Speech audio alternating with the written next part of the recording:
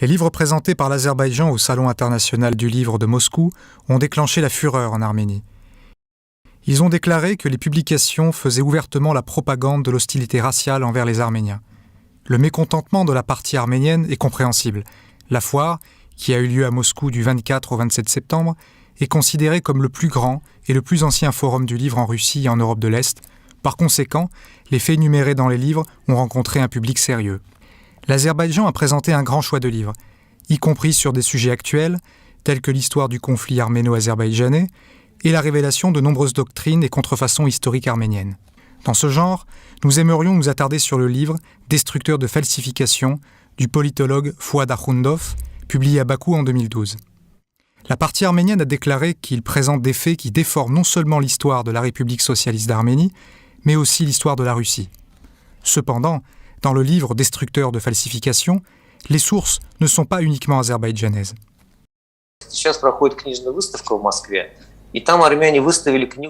À l'heure actuelle, à Moscou, se tient un salon du livre où les Arméniens présentent un ouvrage héroïsant le criminel nazi Garegin NJD. Le gouvernement russe, et peut-être même les autorités locales, au niveau des entités constitutives de la fédération, ont déjà démantelé un monument à Garegin NJD. Tiens donc, on peut alors se demander pourquoi la propagande et la glorification de ce criminel nazi se déroulent sur le territoire russe.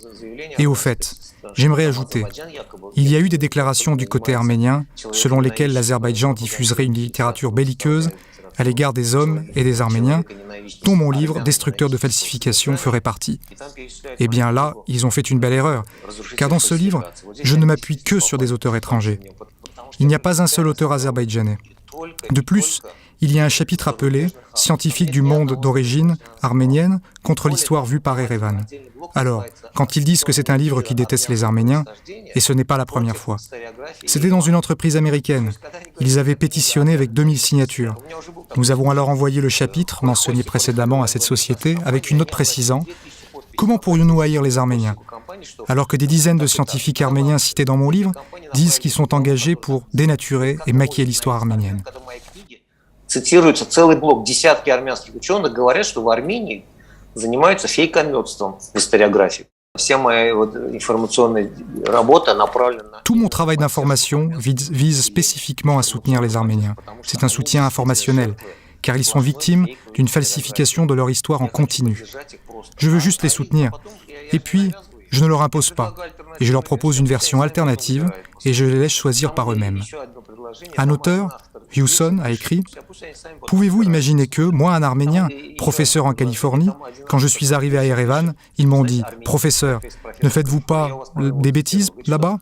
Vous feriez mieux de traduire notre conception en anglais, plutôt que de traduire des faux. C'est comme ça que vous pourrez aider votre patrie. C'est la nature de l'histoire arménienne. C'est l'esprit de la population arménienne. »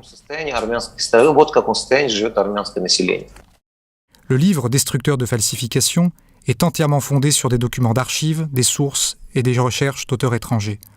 Cet ouvrage contient des liens et des citations de plusieurs centaines de scientifiques et autres Européens, Américains, tsaristes russes, soviétiques, géorgiens et arméniens.